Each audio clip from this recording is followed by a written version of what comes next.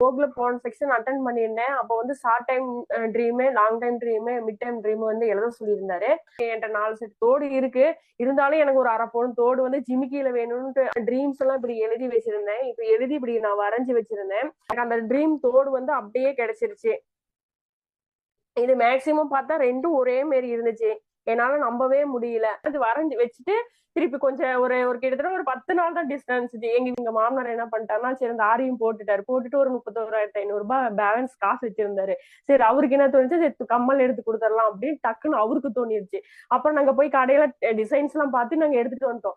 திடீர்னு எனக்கு தோணுச்சு, அன்னைக்கு நம்ம தோடு நம்ம வரைஞ்சு வச்சோம் இல்ல, அது அதே மாதிரி இருக்கான்னு சொல்லிட்டு டக்குன்னு நான் எடுத்து பாக்குறேன், அதே மாதிரி இருந்துச்சு. அப்போ வந்து எங்க பசங்க கிட்ட சொன்ன, டேய் இங்க பாரு நான் அம்மா வரைஞ்சு வச்சு தோடு அப்படியே கிடைச்சிருச்சு அப்படிங்கும்போது எங்க பசங்க என்ன சொல்லிட்டாங்க, அம்மா நீ நிறைய வரைஞ்சு வைங்க, நீங்க நிறைய திங்க் பண்ணுங்க, உங்களுக்கு எல்லாமே நடக்கும் அப்படின்னு சொல்லி எங்க பொண்ணுங்க பாசிட்டிவா பேச ஆரம்பிச்சிட்டாங்க.